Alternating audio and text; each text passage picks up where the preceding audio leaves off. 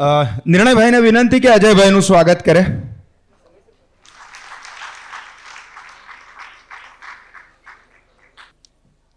Gujarat media club વતી સંજય પાંડે દીક્ષિત સોનીનું સ્વાગત કરશે. દીક્ષિતભાઈ અને અજયભાઈ બંને એવા નામ છે કે જેમને બીજી કોઈ ઓળખાણની જરૂર નથી અને આપણે સીધા જ વિષય પર આવીએ છીએ. વિષય છે પત્રકારત્વનો રાજધર્મ. Dixit Soni, Ajay Umat. Thank you very much.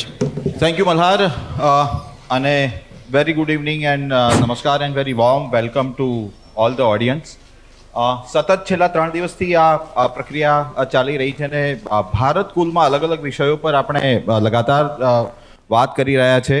આજે મારા માટે પણ એક આ સૌભાગ્યની વાત છે કે અજયભાઈ જે મારા સિનિયર છે એમની સાથે મને આ એક વિષય ઉપર ચર્ચા કરવાનો મોકો મળી રહ્યો છે. અને ખાસ કરીને રાજધર્મની વાત કરવામાં આવે તો રાજધર્મ વિશે આપણે અહીંયા આગળ જેટલા બેઠા છે સૌએ અનેક વસ્તુઓ સાંભળી છે. આપણે રાજનેતાઓના રાજધર્મની વાતો હંમેશા કરતા રહ્યા છીએ, પરંતુ પત્રકારત્વનો રાજધર્મ સોશિયલ મીડિયાના આ યુગમાં, ડિજિટલ યુગમાં ખાસ કરીને પત્રકારત્વનો રાજધર્મ શું હોઈ શકે એ મુદ્દા પર આજે આપણે ખુલીને વાત કરીશું અજયભાઈ સાથે. અને અજયભાઈ હંમેશા જ્યારે ખુલીને વાત કરતા હોય છે ત્યારે મારા જેવા પત્રકારોને પણ એમનાથી ઘણું બધું શીખવા મળતું હોય છે.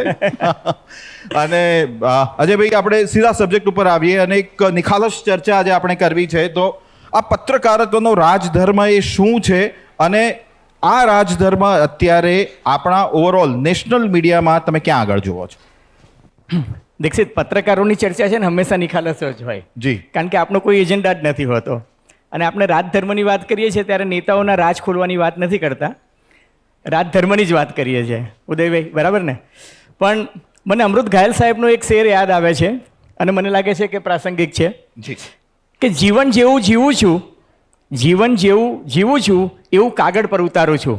ગઢવી સાહેબ, જીવન જેવું જીવું છું એવું કાગળ પર ઉતારું છું, પછી એને થોડું ઘણું મઠારું છું, ઉતારું છું, પછી એને થોડું ઘણું મઠારું છું. તફાવત એ જ છે તારા અને મારા વચ્ચે જાહિદ. ઘાયલ સાહેબ કહે છે તફાવત એ જ છે તારા અને મારા વચ્ચે જાહિદ. તું વિચારીને જીવે છે, હું જીવીને વિચારું છું. ક્યા વાત હે, બહુત અચ્છા. એટલે આમાં એવું છે કે ઉદયભાઈ, એવું થયું હતું કે ઉદ્ઘાટન સત્ર હતું ને ત્યારે માનનીય વાઇસ ચાન્સલર ગુજરાત યુનિવર્સિટીના મેડમ એવું બોલ્યા કે હા નિર્જાબેન, કે હું છે ને આજકાલ મીડિયા સાથે બહુ ડિસ્ટન્સ રાખું છું. ને મીડિયાથી ડરું છું. અને પછી હર્ષભાઈ સંઘવીએ એવું કીધું કે મીડિયાથી તો બધા જ ડરે છે, પણ અમે એમ કે મીડિયામાંથી ઘણું બધું શીખીએ છીએ. તો મારે એ વખતે પૂછવાનું મન થયું, કારણ કે એ થોડાક વ્યથિત હોય. પરંતુ તમે મને કહો, તમે મને કહ્યું છે કે દાખલા આપીને મારે મારી વાત કરવી. માયકાનો કોઈ વિદ્યાર્થી, એને એક પોલીસવાળો રાતના માત્ર એક સહેજ 4 સેકન્ડ માટે બબાલ થાય અને ચાકુ હુલાવી દે અને 23 વર્ષના એક યુવાનની વિવેક હત્યા થઈ જાય, તો મીડિયાએ સ્ટેન્ડ લેવું જોઈએ કે ના લેવું જોઈએ? અને સાહેબ, આ ઘટના છે ને બોપલમાં બની અને એનો સ્કેચ બનાવ્યો, મીડિયાનું પ્રેશર હતું એટલા માટે એ પોલીસવાળો પકડાયો. બાકી હું ને તમે જાણીએ છીએ કે આ ઘટના જો માયકાનું કેમ્પસ સેલા અને સાણંદ વચ્ચે બની હોત તો કોઈ પુરાવા પણ ના મળ્યા હોત, કોઈ સીસીટીવી ફૂટેજ પણ ના મળ્યું હોત ને કશું જ ના મળ્યું હોત. હવે મીડિયાનો એ ધર્મ છે કે કોલકાતામાં એક દીકરી પર બળાત્કાર થાય ઉદયભાઈ, તો એ બહુ જ ચિંતાજનક વાત છે. પરંતુ ગુજરાતમાં જ વડોદરામાં ગરબા જોઈને જતી દીકરી પર સામૂહિક બળાત્કાર થાય, કે દાહોદની અંદર એક શાળાનો આચાર્ય 6 વર્ષની દીકરી પર બળાત્કાર કરે અને જો મીડિયા ચૂપ રહે અને જો એનું ફોલોઅપ ના કરે, તો મને એવું લાગે છે કે મીડિયા પોતાનો રાજધર્મ જે છે એ ચૂકે છે. નીટની પરીક્ષા થાય અને એમાં લાખો વિદ્યાર્થીઓ પરીક્ષા આપતા હોય. મનીષભાઈ, ગોધરામાંથી ખબર પડી કે બોગસ સેન્ટર ચાલતું હતું. આપણે ત્યાં તો નકલી પોલીસ ઓફિસર પકડાય છે, નકલી જીએસટી અધિકારી પકડાય છે, નકલી પીએમઓ ઓફિસર પકડાય છે, નકલી સરકારી કચેરીઓ પકડાય છે, નકલી કોર્ટ પણ પકડાઈ ગઈ, નકલી મેજિસ્ટ્રેટ પણ પકડાયો. ઉદયભાઈ, થયું કે નીટની અંદર એમ કે બોગસ એમ કે ઇમ્પર્સોનેશનના કેસીસ આવ્યા અને સાહેબ સરકારમાંથી મંત્રી અને સચિવ એવું કે આવી કોઈ ઘટના બની જ નથી. અને પછી અમે જ્યારે તપાસ કરીએ તો ખબર પડે કે ધુલિયાના, પુણેના, કલકત્તાના, બિહારના જે બિહારી વિદ્યાર્થીઓ છે આવીને અહીંયા આગળ ગુજરાતી મીડિયમમાં પેપર લખે છે. તમે મને સમજાવો ભાઈ, એમની માતૃભાષા ગુજરાતી કઈ રીતે થઈ ગઈ? તપાસ કરતાં ખબર પડી કે એક એજન્સીને 35 લાખ રૂપિયા વ્હાઇટમાં અને 32 લાખ રૂપિયા બ્લેકમાં આપ્યા હતા કન્સલ્ટેશનને એના બહાને, અને એના પેપરો જે છે એક્ઝામિનેશન સેન્ટર જે છે આખું હાઈક કરી અને એ લોકો પેપર લખતા હતા. હવે મીડિયા જો આમાં સ્ટેન્ડ ના લે તો મને એવું લાગે છે કે મીડિયા પોતાનો રાજધર્મ જે છે એ ચૂકી રહ્યું છે. હરણીમાં બોટકાંડ થાય કે રાજકોટમાં ટીઆરપી ઝોનમાં આગ લાગે કે મોરબીનો ઝૂલતો પુલ તૂટે તો માત્ર રિપોર્ટિંગ કરવાની ફરજ જે છે એ મીડિયાની નથી. એની પાછળના જે જવાબદાર લોકો છે એ જવાબદાર લોકોને લોજિકલ કન્ક્લુઝન સુધી અમે ના પહોંચાડીએ તો મને લાગે છે કે હું મારો મીડિયા ધર્મ ચૂકું છું.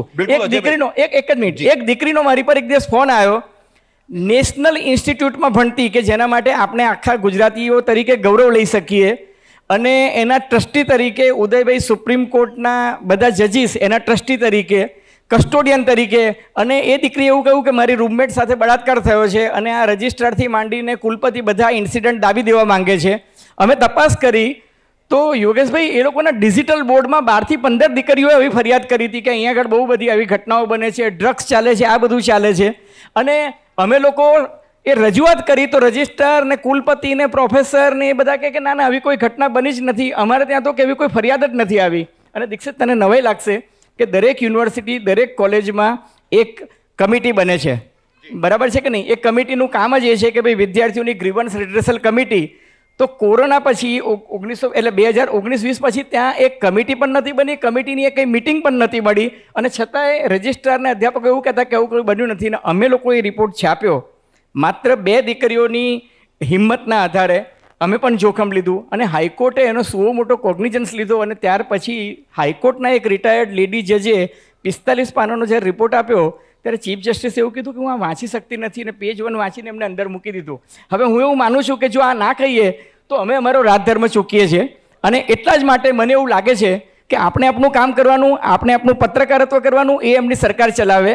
અમે એમને નથી કહેતા કે સરકારમાં કયા અધિકારીને, કયા પોલીસ અધિકારીને, કયા સચિવને ક્યાં મૂકો.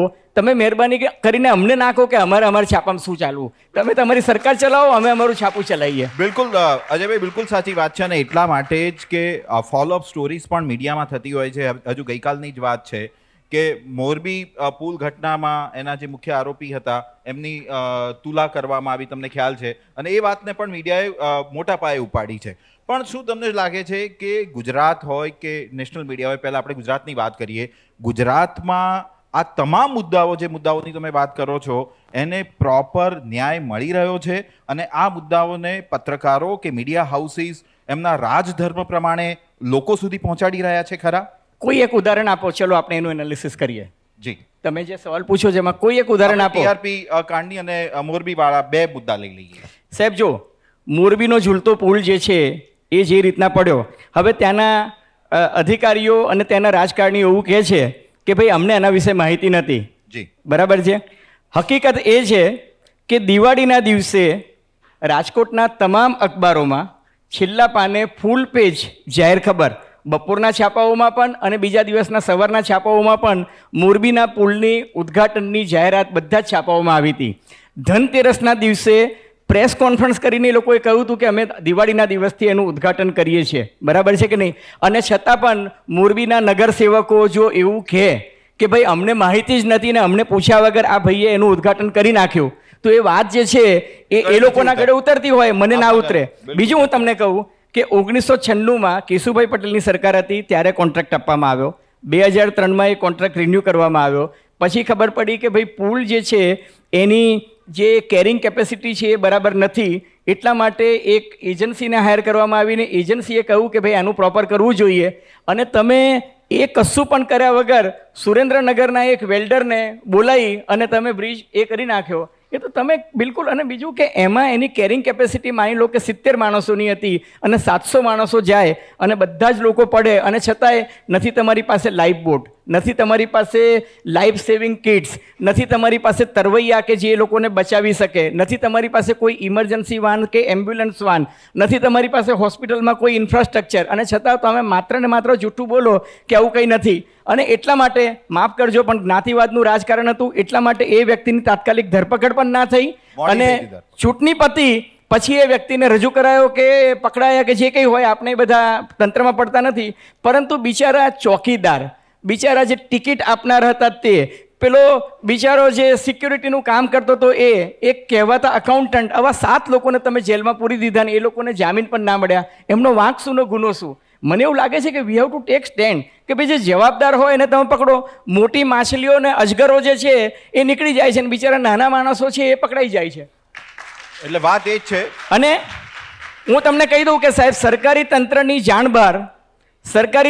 જાણ બહાર આવું કોઈ દિવસ થતું નથી. હમણાં ઉદયભાઈના સેશનમાં એક સાથીદારે પૂછ્યું કે ગોમતીપુરમાં ને બાપુનગરમાં ને બધી જગ્યાએ પોર્નોગ્રાફિક ફિલ્મ ચાલે છે. ઉદયભાઈ, હું તમને બહુ જવાબદારીપૂર્વક કહું કે એ વિસ્તારના પોલીસ ઇન્સ્પેક્ટર, એ વિસ્તારના કોર્પોરેટર, એ વિસ્તારના જવાબદાર જે નાગરિકો હોય એમની જાણ બહાર કોઈ ફિલ્મ બતાવી ના શકે. કોઈની તાકાત નથી ફિલ્મ બતાવી શકે. એ લોકો મિલીભગત હોય તો જ થાય. તમે મને કહો કે આ ખ્યાતિ હોસ્પિટલની અંદર આટલા બધા લોકોને તમે કેમ્પ કરો, મેડિકલ કેમ્પ કરો, અને મેડિકલ કેમ્પ કરી અને પછી તમને એમને, જેને બિચારાને કબજિયાતની તકલીફ હતી, જેને પેટમાં આફરો હતો, એનું તમે એન્જિયોગ્રાફી ને એન્જિયોપ્લાસ્ટી કરી નાખો. અને ફેક્ટરી ચાલતી હોય એ રીતના તમે એક ડૉક્ટર જે છે 270 એન્જિયોગ્રાફી એક વીકમાં કરી નાખે. તો મને એવું લાગે છે કે આ તો બધી દુકાનો ચાલે છે, ફેક્ટરીઓ ચાલે છે, અને આપણે જો એના માટે સ્ટેન્ડ નહીં લઈએ તો કોણ લેશે? બિલકુલ અજયભાઈ, સાચી વાત છે. અને ખ્યાતિ હોસ્પિટલ્સવાળી વાતમાં પણ જે રીતે મીડિયાએ સૌથી પહેલાં ઉજાગર કર્યું અને એ પછી આ બધી કાર્યવાહી થઈ છે. એક ખાસ મહત્વનો મુદ્દો અજયભાઈ અહીંયા એ પણ ચર્ચામાં આવે છે કે છાપાઓ જે રીતે રાજધર્મ નિભાવતા હતા, એટલે આપણે થોડું ટાઈમલાઈન પ્રમાણે જવા હું માગું છું. એ પછી ટેલિવિઝનની શરૂઆત થઈ અને હવે સોશિયલ મીડિયાની શરૂઆત થઈ છે. આ ત્રણેય ગાળામાં કેવી રીતે રાજધર્મ પત્રકારોનો બદલાયો છે, કેટલો એક્ટિવ થયો છે, કેટલો સબડ્યુટ થયો છે, અને ખાસ કરીને પ્રશાસન તરફથી શું આ રાજધર્મ નહીં નિભાવવા માટે અથવા તો એમને રોકવા માટે ચોક્કસ પ્રકારના દબાણો આવતા હોય છે? 100% દબાણ આવતા હોય છે અને પૂરેપૂરા દબાણમાં અમે લોકો કામ કરીએ છીએ. અને જો કોઈ એવું કહેતું હોય કે મારી પર દબાણ નથી આવતું તો એ કાં તો જુઠ્ઠું બોલે છે, કાં તો એ ભક્ત છે. હકીકત એ છે કે બધા જ દબાણમાં છે. કોઈ એવું કહેતું હોય કે મારા પર દબાણ નથી આવતું તો એ વાત તદ્દન ખોટી છે. અને બીજું કે અત્યારનું જે પત્રકારત્વ છે એમાં કોર્પોરેટાઇઝેશન પણ એટલું જ બધું વધી ગયું છે કે તમને દબાણ જરૂરી નથી કે સરકારમાંથી જ આવે, તમને દબાણ કોઈ પણ સ્તરેથી આવી શકે છે. પરંતુ ઉદાહરણ જોઈશે હું તમને કહું, હા, હું તમને ઘણા ઉદાહરણ આપીશ. તમે પાછી મને ઘડિયાળ બી બતાવો છો ને પાછા ઉદાહરણો બી માંગો છો. હા, પણ આમાં આ તકલીફ જ આ છે. આમાં છે ને પ્રિન્ટ મીડિયા અને ઇલેક્ટ્રોનિક મીડિયામાં આ તકલીફ છે. એને છે ને ટીઆરપી જોઈએ છે, એને ટીઆરપી જોઈએ છે. ને પ્રિન્ટ મીડિયાવાળો જે છે ને એ માંડીને વાત કરે છે.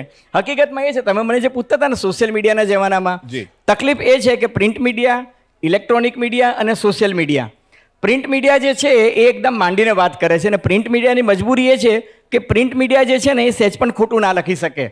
યુધિષ્ઠિર છે એને જીવનમાં માત્ર એક જ વખત નરોવા કુંજરોવા કર્યું હતું, પણ એ યુધિષ્ઠિરનો રથ જે છે એ મહાભારતકાર કે એવું કહે છે કે એનો રથ જમીનથી 4 વેત અધ્ધર ચાલતો હતો. એ જમીનથી 4 વેત અધ્ધર ચાલતો રથ જે છે એ જમીન દોષ થઈ ગયો.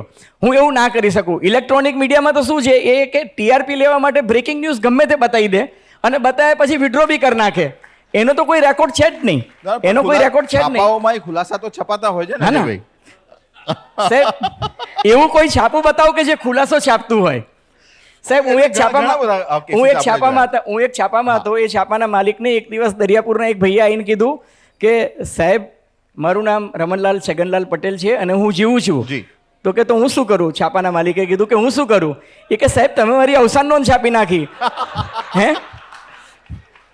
તો કે તો એ કે સાહેબ, તમે મારી અવસાન નોંધ છાપી નાખી. આજે સવારે 150 માણસો કે મારે ઘેર આવી ગયા. તો કે તને ખબર પડી ને કે તારી ગામમાં કેટલી ઓકાત છે એમ કે. એટલે પેલો કે સાહેબ મજાક ના કરો, મજાક ના કરો. એમ કે વોટ શુડ આઈ ડુ? પેલા ઇંગ્લિશમાં પૂછ્યું કે વોટ શુડ આઈ ડુ? તો કે you ought to have died. એ કે છપાઈ ગયું મારા છાપામાં તો તારે મરી જવું પડે. અરે પેલા એવું કીધું કે નાના સાહેબ, તમે કંઈક આમાં રસ્તો કાઢો. તો કે ભાઈ રસ્તો કંઈ નીકળે નહીં, તું મરી જાય ને તે દિવસે તારું બેસનું મફતમાં છાપી દઈશ. હવે આ એક રસ્તો હતો. એ બિચારો ક્યારે જોવા આવવાનો? એટલે પ્રોબ્લેમ શું થાય છે? હું તમને ઉદાહરણ આ કહે છે ને એટલે ઉદાહરણ આપું છું. સાહેબ, સુમિત્રા મહાજન, તમે બધા બેઠા છો ને ગૂગલ કરી નાખો. સુમિત્રા મહાજનનું ડેથ થયું છે એવું ચેનલોમાં બ્રેકિંગ ન્યૂઝ ચાલી ગયું. તમે પણ ખબર, સુમિત્રા મહાજન આપના તાઈ ઇન્દોરના 7 વખત ચૂંટાયેલા સંસદ સભ્ય, અને બ્રેકિંગ ન્યૂઝમાં ચાલી ગયું. શશી થરૂર દિલ્હી એરપોર્ટ પર બેઠા હતા, એણે જોયું કે અરે ઇન્દિરા આપને સુમિત્રાતાઈ ગયા, એટલે એને છે ને ફટ લઈને ટ્વિટર પર સુમિત્રાતાઈને એક શ્રદ્ધાંજલિ આપી દીધી. હા, અને સાહેબ શશી થરૂરનું ફોલોઈંગ એટલું બધું છે, બધા મેમ્બર પાર્લામેન્ટને બધાએ એક સાથે લગભગ 1.5 થી 2 લાખ જેટલી ઓબિચ્યુરી જે છે એ સુમિત્રાતાઈના નામે આવી ગઈ. અડધા કલાક પછી સુમિત્રાતાઈના પીએ ખુલાસો કરવો પડ્યો કે ભાઈ તાઈ જે છે એમને ખાલી ગેસ્ટ્રો તકલીફ હતી, હોસ્પિટલમાં દાખલ થયા છે, બિલકુલ સ્વસ્થ છે ને થોડી વારમાં બહાર આવીને ઇન્ટરવ્યૂ આપશે. ત્યાં સુધી સાહેબ બીજી વાત સાંભળો, સુપ્રીમ કોર્ટના એક જજ, હવે તમે છેડો તો હું તમને કહું, સુપ્રીમ કોર્ટના એક જજ, આપણા ગુજરાતના જ એક જજ, સુપ્રીમ કોર્ટના મોદી સાહેબનું ફંક્શન ચાલતું હતું સિમલામાં, અને એ જજ પણ સિમલા ત્યાં દર્શન કરી અને આવતા હતા અને એમને એરપોર્ટ પર છાતીમાં દુખાવો ઉપડ્યો. એ જજને તાત્કાલિક હોસ્પિટલ લઈ જવા પડ્યા. એટલે પ્રાઇમ મિનિસ્ટરનું જે પેલું એન્ક્લેવ હતું એની સાથે જે ડૉક્ટર્સ હોય એ ડૉક્ટરે એમને તાત્કાલિક ટ્રીટમેન્ટ આપી અને પછી કહ્યું કે ઇટ અપિયર્સ કે આ હાર્ટ એટેક છે, તમે એમને તાત્કાલિક લઈ જાઓ. તો એમને એર એમ્બ્યુલન્સમાં લઈ ગયા. એક મિત્રે લખી નાખ્યું કે ઓનરેબલ જસ્ટિસ ઇઝ નો મોર. સાહેબ આ ચાલ્યું ને ગુજરાત હાઈકોર્ટ, આ બધું ઓન રેકોર્ડ કહું છું, ઘણા બધા મિત્રોને કહું, ગુજરાત હાઈકોર્ટમાં ચીફ જસ્ટિસની કોર્ટમાં એક જણ આવીને કહું કે સાહેબ આપની ગુજરાત હાઈકોર્ટમાંથી એલિવેટેડ થયેલા સુપ્રીમ કોર્ટના જજ જે છે હી ઇઝ નાઉ નો મોર. બિચારા ચીફ જસ્ટિસે બીજા જસ્ટિસને પૂછ્યું શું કરવું પડે, પેલો કે આમાં ના જ ચલાય ને, એટલે કે ફૂલ કોર્ટ રેફરન્સ કરીએ. એ બિચારા ઉઠી અને પોતાની ચેમ્બરમાં જતા હતા. કમલભાઈ ત્રિવેદીએ કહ્યું કે સાહેબ મારી પાસે લેટેસ્ટ આવ્યું છે કે જીવે છે, અને જ્યાં સુધી પેલા જજે સ્ટ્રેચરમાંથી ખુલાસો ના આપ્યો કે ભાઈ હું યાત્રા કરવા આવ્યો તો હું બિલકુલ સાજો છું, ત્યાં સુધી લોકોએ ચલાવ્યું કે આ ગયા. એટલે આ જે છે ને પ્રિન્ટ મીડિયા બહુ જવાબદાર છે. ના ના, ઇલેક્ટ્રોનિક મીડિયા પણ જવાબદાર છે. આપણે બંને સાથે છીએ, પણ વાંક સાલું સોશિયલ મીડિયાનો છે. અને આમાં શું છે હું તમને કહું, હવે બહુ ગંભીરતાથી કહું, સોશિયલ મીડિયા ઉપર જ મારે આવું છે કે સોશિયલ મીડિયામાં ફેક ન્યૂઝનો ફેલાવો વધારે થઈ રહ્યો છે, તો how to control that. Exactly. એટલે આપણે થોડી એક સિરિયસ નોટ પર વાત કરીએ. તમારી પણ વાત કરું ને ઉદયભાઈની પણ વાત કરું. અને ઉદયભાઈ જેટલા ચિંતિત છે એટલે હું પણ ચિંતિત છું. એ પોર્નોગ્રાફીના મુદ્દે ચિંતિત છે, હું ફેક ન્યૂઝ માટે ચિંતિત છું. ઉજા સાહેબ, એવું થયું કે અમે લોકો પહેલાં પત્રકારત્વમાં ભણવા જતા ને તો અમે લોકો સમાચારની વ્યાખ્યા આપતા, અને બિચારા નવા આવેલા વિદ્યાર્થીઓને અમે શીખવાડતા કે જો કૂતરું માણસને કરડે ને તો એ સમાચાર નથી, માણસ કૂતરાને કરડે તો એ સમાચાર છે. કારણ કે કૂતરાની ફિતરત તો માણસને કરડવાની છે, પણ માણસ કૂતરાને કરડવા દોડે તો એ સમાચાર બને. હવે અમે એવું શીખવાડીએ છીએ કે જો માણસ કૂતરાને કરડે અને જો કૂતરાને કોરોના થાય તો એ સમાચાર છે. બરાબર છે કે નહીં? કે સાલું કૂતરાને પણ કોરોના લાગે છે. હકીકત એવી છે કે સમાચારની વ્યાખ્યા જે છે ને એમાં હવે અમે સમાચાર ઉપરાંત શીખવાડીએ છીએ કે ફેક ન્યૂઝ કોને કહેવાય, મિસઇન્ફોર્મેશન કોને કહેવાય, ડિસઇન્ફોર્મેશન કોને કહેવાય, માલ ઇન્ફોર્મેશન કોને કહેવાય, હેટ સ્પીચ કોને કહેવાય, અને use, abuse and misuse of internet કોને કહેવાય. હવે તમે પૂછ્યું એટલે માંડીને વાત કરું. યુનાઇટેડ નેશન્સે ડેફિનેશન આપી છે કે મિસઇન્ફોર્મેશન એટલે કે તમે એવું કહો કે ભાઈ વાવમાં જે છે એ સ્વરૂપસિંહ જીતી ગયો, હકીકતમાં એ ના જીત્યો હોય તો એ મિસઇન્ફોર્મેશન છે, પણ એમાં તમારો કોઈ મલિન ઇરાદો નથી. તમે મને એક મિસઇન્ફોર્મેશન આપી, પણ તમે ડિસઇન્ફોર્મેશન એવી આપી કે તમે કોઈ એક ઉમેદવાર વિશે એવી ઘસાતી વાત કીધી કે જેનાથી એનું ચારિત્ર હનન થયું, અને એ ચારિત્ર હનનને કારણે એને ચૂંટણીમાં નુકસાન થયું, તો એ ડિસઇન્ફોર્મેશન છે. પણ માલ ઇન્ફોર્મેશન એવી છે કે તમે એનો ફેક વિડીયો બનાવ્યો, અને એ ફેક વિડીયોમાં તમે એવું કહો કે ભાઈ મેં મારું ઉમેદવારી પત્ર એમ કે આ પાર્ટીના ઉમેદવારની તરફેણમાં ખેંચી લીધું છે ને હવે હું ચૂંટણીમાં નથી, અને મારા બધા ટેકેદારોને ને સમર્થકોને વિનંતી કરું છું કે તમે એને આપો ને આ છેલ્લી ઘડીએ જે લીક થાય ને એ જે છે એ માલ ઇન્ફોર્મેશન છે. અને તમે જે કહો છો ને સૌથી વધુ નુકસાન, મને અત્યાર સુધી બીક લાગતી હતી કે મારું મેલ અકાઉન્ટ હેક થઈ જશે, મને બીક લાગતી હતી કે મારું ફેસબુક અકાઉન્ટ હેક થઈ જશે, હવે મને એવું બીક લાગે છે કે મારું બ્રેઇન જ હેક થઈ જશે. કારણ કે બાયોટેકનોલોજી અને ઇન્ફોર્મેશન ટેકનોલોજી પછી જે આર્ટિફિશિયલ ઇન્ટેલિજન્સ આવી છે એને કારણે તમે બધાએ ઓબ્ઝર્વ કર્યું હશે આ રૂમમાં. તમે માત્ર છે ને ગૂગલ પર સર્ચ કરજો કે આઈફોન લેટેસ્ટ મોડલ 16 પ્રો, પછી 16 પ્રો ને સેમસંગના જે લેટેસ્ટ મોડલ છે એની સાથે ખાલી 30 સેકન્ડ માટે ખાલી એનું કમ્પેરિઝન જોજો, અને 10 મિનિટ પછી તમારા ફેસબુક પર, તમારા ટ્વિટર પર, બધી જગ્યાએ તમને એની એડવર્ટિઝમેન્ટ. એનું કારણ છે કે અલ્ગોરિધમ છે. હવે એ અલ્ગોરિધમ જે સેટ કરી નાખી છે એના કારણે તમારા માઇન્ડ પર એ જ આવશે. તમે કોઈ એક પોર્નોગ્રાફિક વિડીયો જોઈ લેજો, તમે કોઈ એક એવો પોર્નોગ્રાફિક ઇન ધ સેન્સ કે તમને એ પ્રકારનું કંઈક સજેસ્ટિવ હોય એવો તમે એક વિડીયો જોઈ લો, તમે કોઈ જોક વાંચી લો, તો તમને કોન્સ્ટન્ટ એ જ પ્રકારની વસ્તુ આવશે. થાય છે શું કે ઇન્ટરનેટનો મિસયુઝ જે ઉદયભાઈનો એજન્ડા છે ને હું એની સાથે કટ્ટર સમર્થક છું, એ શું છે કે આ ઇન્ટરનેટનો મિસયુઝ માત્ર પોર્નોગ્રાફિક માટે થાય છે એવું નથી, એનો મિસયુઝ આતંકવાદ માટે પણ થાય છે, એનો મિસયુઝ જે છે એ બાળકોને ભરમાવવા માટે પણ થાય છે, ધાર્મિક કટ્ટરતા વધારવા માટે પણ થાય છે, જૂઠ ફેલાવવા માટે પણ થાય છે, અને પોલિટિકલી સોસાયટીને ડિવાઈડ કરવા માટે થાય છે. અને આ કામ હું કે તમે કરતા હોઈએ ને તો સમજી શકાય, પણ આ કામ મોટી મોટી મહાસત્તાઓ કરે છે. હું તમને 2 જ ઉદાહરણ આપું. બ્રેક્ઝિટ જ્યારે થયું ત્યારે કેમ્બ્રિજ એનાલિટિકા નામની સંસ્થા હતી, એને એક પ્રકારનો એક રિસર્ચ કર્યો હતો, અને એને 80 લાખ જેટલા યુવાનો જે છે એ લોકોના પ્રોફાઇલ જે છે એ પ્રોફાઇલ લઈ લીધા હતા, અને પ્રોફાઇલ પરથી અમને ખબર પડી કે આ વ્યક્તિ જે છે એની પ્રાયોરિટી શું છે, જોબ મેળવવાની છે, એને મોંઘવારી નડે છે, એને ગરીબી નડે છે. એ લોકો એ જ પ્રકારનું કન્ટેન્ટ એને પીરસીને કહ્યું કે જો તમે બ્રેક્ઝિટમાં ભાગ નહીં લો અને તમે એવું નહીં કહો કે Britain should exit from European Union, તો you will lose your job to a Canadian person or to a Spanish person. અને સાહેબ એને કારણે 52/48થી બ્રેક્ઝિટ થઈ ગયું. આજે એ લોકો પસ્તાય છે કે આપણે ખોટા આમાંથી નીકળ્યા, યુરો કરન્સી અલગ થઈ ગઈ, પાઉન્ડ અલગ થઈ ગયો.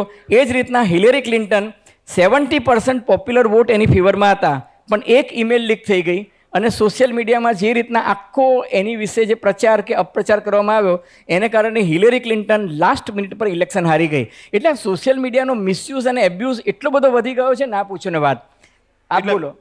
મારો સવાલ એ જ છે કે આપણે પાછા રાજધર્મ પર આવીએ તો સોશિયલ મીડિયા હેન્ડલ્સ અત્યારે તમે જાણો છો કે કેવી રીતે યુટ્યુબ ચેનલ્સ ને બધું ખુલેલું છે, તો ત્યાં આગળ રાજધર્મ નથી નિભાઈ રહ્યા એ લોકો, અને એને કંટ્રોલ કરવા માટે શું કરવું જોઈએ? ઉદયભાઈએ પણ હમણાં લેક્ચર મુદ્દા પર વાત ઉદયભાઈની જે વાત કરીને એનાથી હું આગળ કહું.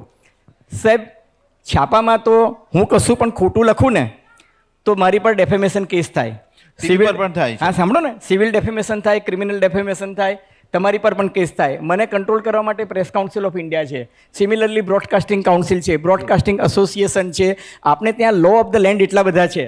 તમે ટેલિકોમ રેગ્યુલેટરી ઓથોરિટી છે કે તમારે અહીંથી અમેરિકા ફોન કરવો હોય તો 011 જ થાય, તમારે લંડન કરવો હોય તો 044 જ કરવું પડે, બરાબર છે? તો there is A protocol, international standard set થયેલા છે. તમે એવિએશન ઇન્ડસ્ટ્રીમાં અહીંથી અમેરિકા જતા હોવ તો તમે પાકિસ્તાનનું એરબેસ ક્રોસ કરો તો એ તમને કહે કે 5000 થી 6000 મીટર પર તમારે પ્લેન ચલાવવાનું છે, અફઘાનિસ્તાનવાળો તમને કે 7000 થી 8000 મીટર પર ચાલવાનું છે. તો તમે ઇન્ટરનેશનલ પ્રોટોકોલ ફોલો કરો છો. ઇન્ટરનેટની અંદર ટ્રેજેડી એ છે કે ઇન્ટરનેટમાં કોઈ પ્રોટોકોલ જ નથી. તમે અહીંયાથી અમદાવાદની જ એક સ્કૂલનું ઉદાહરણ આપું. અમદાવાદની સ્કૂલમાં 4 છોકરાઓએ નક્કી કર્યું રાતના વાંચતા કે સાલું પેપર બહુ ટફ છે, કાલે એક્ઝામ પોસ્ટપોન કરાવી દઈએ. અને એ લોકોએ મસ્તી કરીને 9મા ધોરણમાં ભણતી એક દીકરીનો ફોટો જે છે એ મોર્ફિંગ કરીને મૂકી દીધો અને સ્કૂલના સંચાલકોને ધમકી આપી કે જો કાલે તમે 11 વાગે એક્ઝામ પોસ્ટપોન નહીં કરો તો અમે આ દીકરીનું એમ કે નેકેડ ફોટો મૂકી દઈશું. સંચાલકોને લાગ્યું કોઈ કે મસ્તી કરી, પેલા એ ખરેખર નેકેડ ફોટો સ્કૂલના વેબસાઇટ પર મૂકી દીધો. પછી ખબર પડી કે આ કંઈક થઈ રહ્યું છે, 15 મિનિટ પછી બીજી દીકરીનો મૂકી દીધો અને સ્કૂલ ટેન્શનમાં આવી ગઈ, વેબસાઇટ બંધ કરી દીધી, પરીક્ષા પોસ્ટપોન કરી દીધી. આજ દિન સુધી સાચું શું છે એ કોઈને ખબર પડી શકી નથી. પણ એટલી ખબર પડી કે સર્વર જે છે એ ડાર્ક વેબમાં તમે જતા રહો. ડાર્ક વેબમાં જતા રહો એટલે સર્વર જે છે જમ્પિંગ થાય. અમદાવાદથી સર્વર જે જમ્પિંગ થઈને અફઘાનિસ્તાન જાય, અફઘાનિસ્તાનથી અઝરબૈજાન, પછી કઝાકિસ્તાન, પછી તજાકિસ્તાન, પછી ચાઇના, પછી રશિયા. તમને ખબર જ નથી કોણ ક્યાંથી શું મેટર મૂકે છે. એટલે યુટ્યુબમાં પણ એવું જ છે. આઈપી એડ્રેસ ટ્રેસ નથી થતું એટલે તમે પકડી શકતા નથી.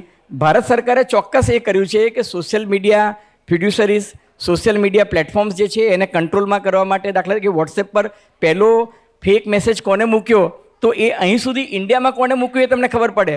પણ યુટ્યુબમાં તમે અહીંથી હટાવી દો તો કોઈક અમેરિકાથી મૂકી દે કોઈ. અને અમેરિકામાં તો ફર્સ્ટ એમેન્ડમેન્ટ એવું છે કે ત્યાં ફ્રીડમ ઓફ સ્પીચ, એક્સપ્રેશન અને ઇન્ફોર્મેશન પર ધેર ઇઝ નો કંટ્રોલ. તો એ તો ત્યાં ગમે તે મૂકી શકે છે. એ તો કહી શકે છે કે Donald Trump is a stupid fellow, is an idiot, is an moron. હું બોલી શકું છું, હું ના બોલી શકું. એ દિશામાં અત્યારે આપણું સોશિયલ મીડિયા અથવા તો આપણું પત્રકારત્વ જઈ રહ્યું છે. ડોનાલ્ડ ટ્રમ્પ માટેની વાત છે ભાઈ. વિવેકભાઈ બોલો. હું એ જ કહી રહ્યો છું કે ફ્રીડમ ઓફ એક્સપ્રેશનના નામે અત્યારે જે કંઈ પણ ડિજિટલ કે સોશિયલ મીડિયામાં ચાલી રહ્યું છે એ જ દિશામાં જઈ રહ્યું છે 100%. અને એ બહુ ચિંતાની વાત છે. હું બહુ જવાબદારીપૂર્વક તમને એક ડેટા કહું યોગેશભાઈ, કે ન્યૂઝપેપર જે છે ને એનું ઇન્વેન્શન થયું. એ ઇન્વેન્શન થયું પ્રિન્ટિંગ પ્રેસની શોધ થઈ. તો એ ગુટેનબર્ગ નામના એક જર્મન સાયન્ટિસ્ટ હતો, એને પ્રિન્ટિંગ પ્રેસની શોધ કરી. બરાબર છે. એ પ્રિન્ટિંગ પ્રેસની શોધ કરનાર ગુટેનબર્ગથી માંડીને ઝુકરબર્ગ સુધીના જમાના સુધીની વાત કરીએ આપણે કોલ્ડ એજથી માંડીને ટ્રમ્પ એજ સુધીની વાત કરીએ. આપણે પેપિરસથી માંડીને પિક્સેલ, કે જેના આધારે આપણે મોબાઈલમાં કેટલા પિક્સેલનો આપણો મોબાઈલ આવશે એની વાત કરીએ. તો ન્યૂઝપેપરને 5 કરોડ વાંચકો સુધી પહોંચતા 44 વર્ષ લાગ્યા હતા. ન્યૂઝપેપરને 5 કરોડ વાંચકો સુધી પહોંચતા 44 વર્ષ લાગ્યા હતા. રેડિયોને 5 કરોડ શ્રોતાઓ સુધી પહોંચતા 34 વર્ષ લાગ્યા હતા. ટેલિફોનને 5 કરોડ સબસ્ક્રાઈબર્સ એટલે ગ્રાહકો મેળવવા માટે 20 વર્ષ લાગ્યા હતા. ટેલિવિઝનને 5 કરોડ દર્શકો મેળવવા માટે 13 વર્ષ લાગ્યા હતા. ઇન્ટરનેટને 5 કરોડ યુઝર્સ મેળવવા માટે 5 વર્ષ લાગ્યા હતા. ફેસબુકને 5 કરોડ યુઝર્સ મેળવવા માટે માત્ર 2 જ વર્ષ લાગ્યા. અને ટ્વિટરમાં 5 કરોડ ટ્રોલ્સ લાવતા માત્ર 3 મહિના થયા. સાહેબ, આજે મોદી સાહેબને સૌથી વધારે ચિંતા ક્યારે થાય કે કિસાન આંદોલન ચાલતું હોય ને તો હરિયાણાના કિસાન ને પંજાબના કિસાન સાથે તો તમે વાત કરી નાખો, પણ પેલી ગ્રેટા થનબર્ગ ને મિયા ખલીફા ને ઉમર ખલીફા જે રીતના ટ્વીટ કરીને આખા વિશ્વમાં તમારી ઇમેજ બગાડે છે, એના પર તમારો કોઈ કંટ્રોલ જ નથી. એટલે એ છે ને સૌથી મોટું દૂષણ છે, જેને હજુ સુધી ચેલેન્જ પણ છે અને ચેલેન્જ પણ છે, એને આપણે કંટ્રોલ કરી શકતા નથી. એટલે ઇન્ટરનેટના પ્લસ પોઈન્ટ પણ છે, ઇન્ટરનેટના માઇનસ પોઈન્ટ પણ છે. અને માઇનસ પોઈન્ટ આ જ છે કે કોઈ ટેરરિસ્ટ ગ્રુપ, ફોર એક્ઝામ્પલ તમને ઉદાહરણ આપો, ખાલિસ્તાનવાદીઓ અહીંયાથી ઓપરેટ નથી કરી શકતા, એટલે કેનેડામાં જઈને ઓપરેટ કરે છે. એ લોકો અમેરિકામાં જઈને ઓપરેટ કરે છે અને ફ્રીડમ ઓફ સ્પીચ એક્સપ્રેશનના નામે તમે જે કહ્યું એનો બધો જ દુરુપયોગ એ કરે છે. અને આપણે એનું કંઈ જ કરી શકતા નથી. ઓન ધ કોન્ટ્રી એ લોકોને ડિપ્લોમેટિક સપોર્ટ પણ મળે છે. અમેરિકા જે છે એ પણ એમને સપોર્ટ આપે છે અને કેનેડા પણ એમને સપોર્ટ આપે છે. કારણ કે દુનિયાના જે જગતકાજી છે એના ત્રાજવા 2 છે. જો અમેરિકા ઇસ્લામાબાદની પાસે જઈને આર્મીના કેન્ટોનમેન્ટમાંથી ઓસામા બિન લાદનને ઉપાડી અને મધદરિયે એનું એન્કાઉન્ટર કરી નાખે અને પછી એને જળ સમાધિ આપી દે, તો અમેરિકન પ્રેસિડેન્ટ શું કે વી બ્રોટ હિમ ટુ જસ્ટિસ. અને આપણને દુનિયાભરના માનવ અધિકારોના કાયદા આ લોકો શીખવાડે છે. એટલે શું છે કે ભાઈ એક ક્રિમિનલ છે ને, ક્રિમિનલ છે. પછી એ ઇન્ડિયન હોય કે અમેરિકન હોય, કેનેડિયન હોય, હિન્દુ હોય કે મુસ્લિમ હોય, તમે રૂલ ઓફ લો કેમ અપ્લાય કરતા નથી, રૂલ બાય લો કેમ જતા નથી, પણ તમે ત્યાં 2 જાતના ત્રાજવા કરો છો. એટલે એ છે ને સૌથી મોટી તકલીફ છે ને. એના માટે મને એવું લાગે છે કે we should start some campaign. એટલે કેવા પ્રકારનું એ કેમ્પેઇન હોવું જોઈએ? અને ખાસ કરીને અત્યારે રાજધર્મની, પત્રકારત્વના રાજધર્મની વાત કરીએ તો તમે કહ્યું કે પ્રેશર તો આવતું હોય છે થોડું.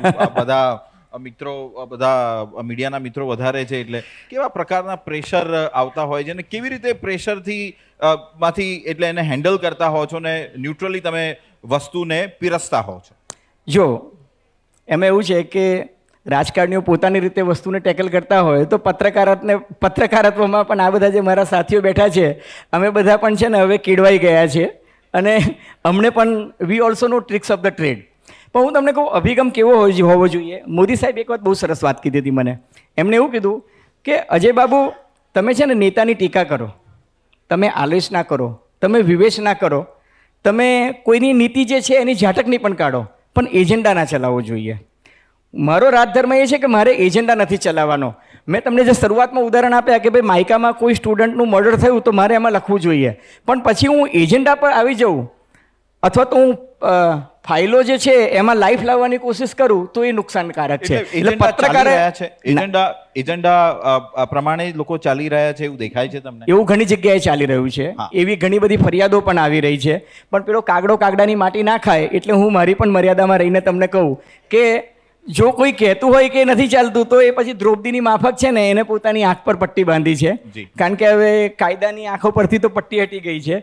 પણ હું તમને એટલું ચોક્કસ કહું કે પત્રકાર તરીકે છે ને મારો ધર્મ જે છે એ વિસલ બ્લોઅર તરીકેનો છે, મારો ધર્મ જે છે એ વોચડોગ તરીકેનો છે, મારો ધર્મ જે છે એ સોસાયટીના ગેટકીપર તરીકેનો છે.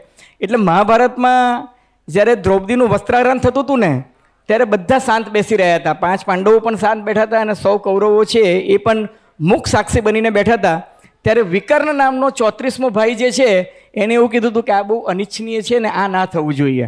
એટલે તમે કંઈ ના કરી શકો તો વિકર્ણ બનીને એક વિસલ બ્લોઅર કરીને કહો કે this is wrong, thus far and no further. એટલું બોલવાની જો તમારામાં નૈતિકતા હોય ને તો સમાજ તમારી સાથે આવશે.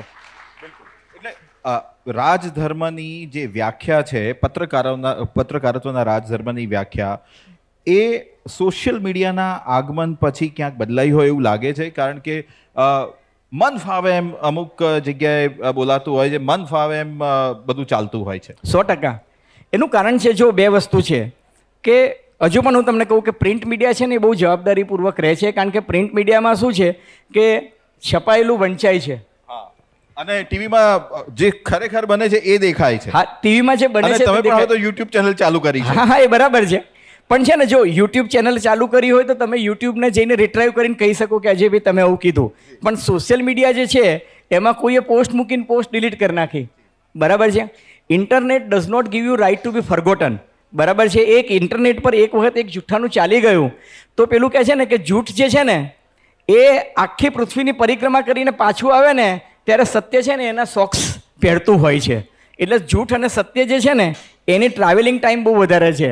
મેં તમને કહ્યું ને કે false news, fake news, hate speech એનો ટ્રાવેલિંગ ટાઈમ છે ને બહુ ફાસ્ટ છે. એટલે they travel at the speed of light. જ્યારે બિચારો સત્ય જે છે ને એને તો ઘણી બધી કસોટીની એરંડ પર પાસ થવું પડે છે. એટલે સત્ય જે છે એ શોધવાનું કામ ઘણી વખત એવું લાગે છે કે ઘાસની ગંજીમાંથી સોય શોધવા જેટલું કપરું છે. પણ આ એક વાસ્તવિકતા છે ને, રિયાલિટી છે. પત્રકારોએ રાજધર્મ નિભાવવા માટે કઈ કઈ ખાસ વસ્તુઓનું ધ્યાન રાખવું જોઈએ? અને અત્યારના કોન્ટેક્સ્ટમાં આપણે વાત કરીએ તો ક્યાં પત્રકારો ચૂક કરી રહ્યા છે? આપણે હવે પ્રિન્ટ અને ઇલેક્ટ્રોનિકની પરિભાષામાંથી ઉપર જઈને વાત કરીએ. જો હું એવું માનું છું કે સૌથી પહેલું તો પત્રકારનો ધર્મ છે કે fact check. Correct. Whenever there is doubt please check it out. કારણ કે પત્રકાર તરીકે તમારી પાસે વિશ્વસનીયતા જે છે એ સૌથી મહત્ત્વની વસ્તુ છે. તો ફેક્ટ ચેક કરવું જોઈએ. કારણ કે જો તમે ફેક્ટ ચેક નથી કરતા તો કોઈ વ્યક્તિને ઇનજસ્ટિસ થઈ જાય છે. અને બીજું કે તમે કહ્યું ને કે છાપામાં ખુલાસો કરવાની નોબત જ ના આવી જોઈએ. અમારું જર્નલિઝમ જે છે, અમે લોકો અમદાવાદ મિરર અને નવ ગુજરાત પૂરતી જ હું વાત કરું, કારણ કે એ બે છાપાનો હું ગ્રુપ એડિટર છું. અમે લોકો હંમેશા એક વસ્તુ કરીએ છીએ કે અમે જ્યારે કોઈના પણ ન્યૂઝ છાપીએ છીએ ને તો વી always try to take there version. અમે લોકો આઈઆઈએમ છે કે બેલેન્સ અપ્રોચ, બેલેન્સ પણ નહીં, બેલેન્સ કરતાં પણ કે ભાઈ આ સ્ટોરી છે, તમારે શું કહેવું છે. અમે આઈઆઈએમને, એનઆઈડીને, માઇકાને બધાને એક ઈમેલ લખીએ છીએ ને ઈમેલ લખીને કહીએ છીએ કે તમે રાતના 11 વાગ્યા સુધી તમારો રિસ્પોન્સ આપશો તો અમે તમારો રિસ્પોન્સ આજની તારીખમાં છાપીશું. જો તમે કાલે આપશો તો કાલે છાપશું, પણ અમારી ડેડલાઇન 12 વાગ્યાની છે. 11 વાગ્યા સુધીમાં તમે જવાબ આપશો તો અમે છાપશો. અને અમે દરેક સ્ટોરીમાં સામેવાળી વ્યક્તિનું વર્ઝન લેવાની પણ કોશિશ કરીએ છીએ. જો એ દિવસે ન આવે, બીજા દિવસે આવે તો પણ અમે વર્ઝન લઈએ છીએ. બિકોઝ વી બિલીવ કે ગુડ જર્નલિઝમ ડિમાન્ડ્સ કે અધર સાઇડ શું કહેવા માંગે છે એ અમે લોકો ચોક્કસ એને અકોમોડેટ કરવાની કોશિશ કરીએ છીએ. ઓન અ લાઇટર સાઇડ બીજેપીથી પ્રતિભાવ મળી જતો હોય છે. બીજેપીમાંથી તમે માગવા જાઓ ત્યારે મળી જાય છે વર્ઝન? પ્રતિભાવ બધી જગ્યાએથી મળે છે. ઘણી વખત ઓફ ધ રેકોર્ડ મળે છે, ઘણી વખત ઓન રેકોર્ડ મળે છે. ઘણી વખત એવું કહે છે કે ભાઈ આમાં પાર્ટીએ બોલવાની ના પાડી છે. પણ ભાજપ ને કોંગ્રેસ ને આમ આદમી પાર્ટી આ લગભગ બધાનું અભિગમ જે છે એ બાય એન્ડ લાર્જ સરખું જ હોય છે.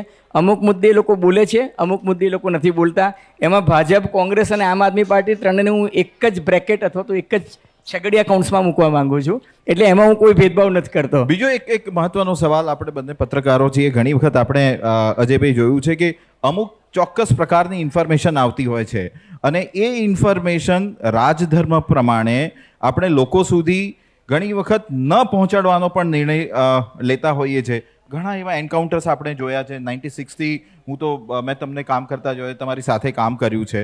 તો ઘણા એવા એન્કાઉન્ટર્સ હતા કે જેની રિયલ સ્ટોરી ખબર હોય પરંતુ એ વખતે એ રિયલ સ્ટોરી બહાર ના જાય. તો શું આ રાજધર્મ છે કે નથી? ઘણી વખત છે ને, in the interest of society, હા, in the interest of society, ફરી પાછું હું કહું છું કે એમાં મૌન રહેવું પણ મુનાસિબ હોય છે. In the interest of society ઘણી વખત મૌન રહેવું પણ મુનાસિબ હોય છે. અને ઘણી વખત અમુક વ્યક્તિ એવી છે કે જે કાયદાથી પર થઈ જાય છે. અમુક એન્કાઉન્ટર્સ એવા હતા કે જ્યારે પોલીસ અધિકારીઓને એવું જ લાગ્યું કે ભાઈ આ વ્યક્તિ જે છે એની ધરપકડ પણ કરીએ અને કાનૂનના દાયરામાં પણ લાવીએ ને બધા સાક્ષીઓ ફોડી નાખે છે અને કશું જ થઈ શકતું નથી. ત્યારે કેટલાક પોલીસ અધિકારીઓને લાગ્યું કે encounter is the only option. હું એન્કાઉન્ટરને વ્યક્તિગત રીતે એન્કાઉન્ટર કે બુલડોઝર પોલિટિક્સને સમર્થન આપતો નથી, પણ કેટલાક પોલીસ અધિકારીઓને કે કેટલાક વહીવટીતંત્રને જે તે સમયે યોગ્ય લાગ્યું હશે. હું એ વિશે બીજું કોઈ ચર્ચામાં નથી પડવા માંગતો કારણ કે આ બહુ સેન્સિટિવ મુદ્દો છે. એટલા માટે. બિલકુલ. એટલે મુદ્દો એ જ છે કે શું રાજધર્મ, પત્રકારત્વનો રાજધર્મ in the interest of people કેવી રીતે નિભાવવો જોઈએ અને બેલેન્સ કેવી રીતે કરવું જોઈએ, હું એ તમને- સૌથી મહત્વની વાત છે. હું તમને કહું, હવે છે ને આપણે we are living in an era of globalization. ગ્લોબલાઇઝેશનનો ઇરા એવો છે કે જેમાં અમેરિકામાં ડોનાલ્ડ ટ્રમ્પ ચૂંટણી જીતે ને, અમેરિકામાં ડોનાલ્ડ ટ્રમ્પ ચૂંટણી જીતે તો બીજે દિવસે આપણું શેર બજાર છે ને એકદમ ધરાશાયી થઈ જાય છે. કારણ કે શેર બજારને ખબર છે કે આવનારી આફત શું છે. તમે જુઓ કે ડોનાલ્ડ ટ્રમ્પ ચૂંટણી જીત્યા પછી ઇન્ડિયાનું શેર માર્કેટ એકદમ ડાઉન થઈ ગયું. ઇન્ડિયાનું નહીં, આખા દુનિયાનું મેટલ માર્કેટ ડાઉન થઈ ગયું. આખા દુનિયામાં ક્રૂડ માર્કેટ છે એ ડાઉન થઈ ગયું. સોના અને ચાંદીના ભાવો, આ બધી બહેનો બેઠી છે એમને ખબર હશે કે સોના અને ચાંદીના ભાવો છે એ પણ ડાઉન થઈ ગયા. ચાંદી 1 લાખ રૂપિયા ઉપર જતી હતી, એ 87,000 પર આવી ગઈ. એનું શું કારણ? કારણ કે એમને ખબર છે કે અમેરિકન ઇકોનોમી જે છે એને મજબૂત કરવા માટે એ અમેરિકન ડોલરને મજબૂત બનાવશે. અમેરિકન ડોલરને મજબૂત બનાવશે એટલે ભારતીય રૂપિયો નબળો પડશે. ભારતીય રૂપિયો અત્યારે ઓલ ટાઈમ ડાઉન થઈ ગયો છે. અને માત્ર ભારતીય રૂપિયો ડાઉન થયો છે એવું નથી, યેન પણ ડાઉન થયો છે, યુઆન પણ ડાઉન થયો છે. એનો અર્થ એ કે આપણે હવે છે ને ગ્લોબલાઇઝેશનના જમાનામાં જીવી રહ્યા છે. એટલે થિંક લોકલ, એક્ટ ગ્લોબલ. એટલે હંમેશા ગ્લોબલ પર્સ્પેક્ટિવની દ્રષ્ટિએ આપણે ચાલવું પડશે, મીડિયાએ પણ ચાલવું પડશે. કારણ કે આપણી હરીફાઈ જે છે ને હવે ગ્લોબલ લેવલ થઈ ગઈ છે. હું કશું લખું છું એ ગૂગલ ઉઠાવી લે છે અને ગૂગલ જે છે એ એગ્રીગેટર થઈ ગયું છે. તમે મને જે સવાલ પૂછતા હતા ને કે ભાઈ મારું લખેલું કન્ટેન્ટ જે છે એ ગૂગલ ઉઠાવે અને ગૂગલ પોતાના પ્લેટફોર્મ પર મૂકી દે, કમાની ગૂગલ થાય અને કન્ટેન્ટ જે છે એ મારું જનરેટ કરેલું હોય અને તમે ગૂગલ સામે કેસ કરો તો ગૂગલ શું કે મારી માર્કેટિંગ ઓફિસ લંડનમાં છે, મારી એમ કે ટેકનિકલ ટીમ ન્યુયોર્કમાં બેસે છે, મારી સોફ્ટવેર ટીમ જે છે એ સાન ફ્રાન્સિસ્કો બેસે છે અને તમે લીગલ કેસ કરો તો કે શિકાગો જાઓ. હવે તમે ગ્લોબલાઇઝેશનના જમાનામાં કઈ રીતના કરી શકવાના છો? એટલે ઘણા બધા મને એવું લાગે છે કે આમાં છે ને કોન્સોલિડેશન સ્ટેજ પર આપણે નથી આવ્યા. એટલે it will take some time, પણ જે થશે એ સારું જ થશે. બિલકુલ. એટલે કે વૈશ્વિક સ્પર્ધામાં પત્રકારત્વનો રાજધર્મ નિભાવવા માટે કઈ કઈ બાબતોનું એક પત્રકાર તરીકે ધ્યાન રાખવું જોઈએ? એક મેં તમને કહું કે ફેક્ટ ચેક સૌથી મહત્ત્વની વાત છે. સેકન્ડ કે અપડેશન. જી. વર્ષો પહેલાં હું સ્વિટ્ઝરલેન્ડમાં દાઓસમાં વર્લ્ડ ઇકોનોમિક ફોરમ થાય છે. એ વર્લ્ડ ઇકોનોમિક ફોરમમાં આવનારા 10 વર્ષમાં શું થશે એના પર ડિસ્કશન થાય છે. તો અમેરિકાના એક પબ્લિશરને મેં એક સવાલ પૂછ્યો. મેં કહા sir, eyeballs are migrating from print to electronic. લોકો જે છે હવે પ્રિન્ટને બદલે ઇલેક્ટ્રોનિકમાં છાપું પણ વાંચે છે ને મોબાઈલ જે છે એ નેક્સ્ટ કોમ્પિટિશન છે છાપાની દુનિયામાં. તો મેં કીધું what will be the future of media industry?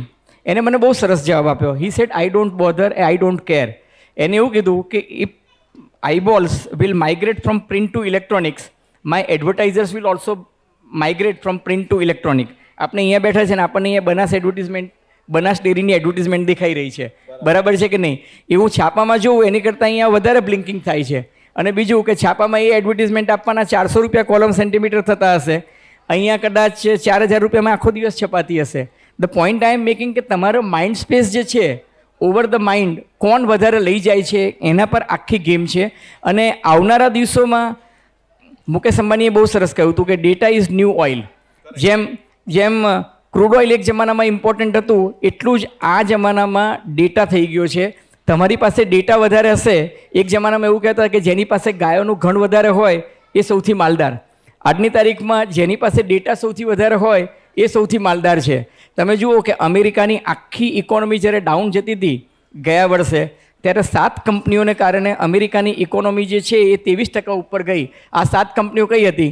Amazon હતી, એનવીડિયા હતી, ગૂગલ હતી, માઇક્રોસોફ્ટ હતી, એપલ હતી, એનવીડિયા હતી. આ બધી જ કંપની જે છે, ઇલોન મસ્કની ટ્વિટર હતી, આ બધી જ કંપની જે છે મીડિયા રિલેટેડ છે. એનો અર્થ એ કે મીડિયાનો જે સ્ટોક જે છે શેર બજારમાં એ આવનારા દિવસો ઉપર જવાનો છે. એટલે મારા ને તમારા માટે અચ્છે દિન આને વાલે હે. બિલકુલ અચ્છે દિન 100% આવવાના છે. અને પ્રિન્ટ, ઇલેક્ટ્રોનિક અને ડિજિટલ મીડિયાના આગમન પછી એ દેખાઈ જ રહ્યું છે. અજયભાઈ, બીજો એક સવાલ એ છે કે રિજીમ જ્યારે બદલાય છે, સરકારો જ્યારે બદલાય છે, ત્યારે પત્રકારો સાથેની એટલે કે એમના રાજધર્મની ડેફિનેશન પણ બદલાય છે. એક થોડો કોન્ટ્રોવર્શિયલ સવાલ કરું છે. અજીત અંજુમ હોય, પુણ્યપ્રસન્ન વાજપેયી હોય, રવીશ કુમાર હોય, એ લોકોની એમની યુટ્યુબ ચેનલથી એ લોકો પોતાની વાતો લોકો સુધી પહોંચાડતા હોય છે. તો શું એ રાજધર્મની ડેફિનેશનમાં આવે છે? જો એમાં એવું છે કે કેટલાક લોકો છે ને ગ્રાહક જોઈને પડીકું બાંધતા હોય છે, બરાબર છે. એટલે અત્યારે છે ને અનફોર્ચ્યુનેટલી ઘણી વખત મને એક પત્રકારે કહ્યું હતું કે હું હિમાચલ પ્રદેશમાં એમ કે રિપોર્ટિંગ કરવા ગયો અને એને કીધું કે આઈ એમ ફ્રોમ મીડિયા. તો કે which media? BJP media or Congress media? હવે આ એક કમનસીબી છે, આ કમનસીબી છે કે મીડિયાની ઉપર એવું બ્રાન્ડિંગ થઈ ગયું છે કે આ ભાજપવાળું છે ને આ કોંગ્રેસવાળું છે. પણ આપણે ત્યાં છે ને આ દંભ ચાલે છે. અમેરિકામાં તમે જુઓ તો અમુક ચેનલ એવું કહે છે કે we are pro democrat, we are pro republic, અથવા તો we are leftist or we are left to the centre, we are left to the right. એટલે અમેરિકામાં, બ્રિટનમાં, યુરોપમાં એવો દંભ નથી. એવું કહે છે કે અમારું ઇકોનોમિસ્ટ છે દાખલા તરીકે, તો એવું કહે છે કે we are pro capitalist, we are not pro labour. બ્રિટનમાં લેબર પાર્ટી પણ છે, એટલે કન્ઝર્વેટિવ પાર્ટી પણ છે. એટલે ત્યાં છે ને દરેક જગ્યાએ અલગ અલગ પ્રકારના છે. આપણે ત્યાં ભારતમાં આપણે એવું કહીએ છીએ કે વી આર ફોર્થ એસ્ટેટ, અને ફોર્થ એસ્ટેટનું કામ એ છે કે બાકીની 3 એસ્ટેટ જે છે, પછી એ એક્ઝિક્યુટિવ હોય કે જ્યુડિશરી હોય કે પાર્લામેન્ટ હોય, એના કાન પકડવાનું છે. પણ હકીકત એ છે કે એ કરવું હોય તો તમારું પોતાનું દામન પણ એકદમ પાક હોવું જોઈએ. જે કહેવું જોઈએ કે નથી. નિર્ણય કપૂર, અમે નિર્ણય લીધો છે તમારા આ સિગ્નલને જોઈને, અને અમે સમયસર અમારું વક્તવ્ય જે છે પૂરું કરવા તૈયાર છે. છેલ્લો બોલ તમારો. બિલકુલ Ajaybhai, thank you very much. Audience આખું બ્રહ્મવિહારી સ્વામીને સાંભળવા આવ્યું છે, હું પણ એમને સાંભળવા આવ્યો છું. બિલકુલ બિલકુલ, આપણે સૌ એમને સાંભળવા આવે. કોઈને કોઈ એકાદ સવાલ કે એવું કંઈ અજયભાઈને પૂછવું હોય તો anybody can ask it. Dikshit કોઈ નહીં પૂછે, કારણ કે મેં આ બધાને એટલા બધા કન્ફ્યુઝ કરી નાખ્યા છે ને કે ક્લેરિટી આવતા વાર લાગશે.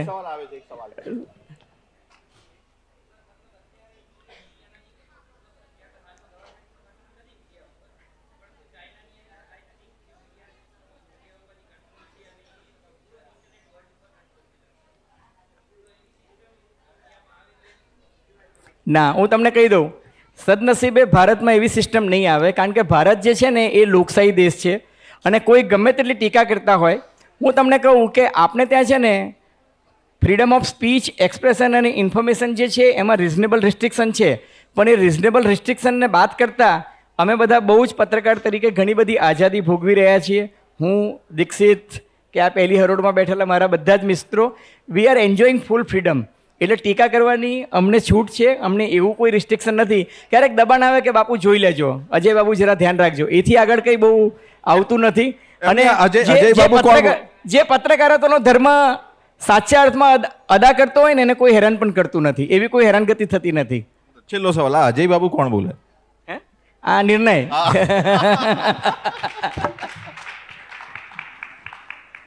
તમે શું સમજ્યા?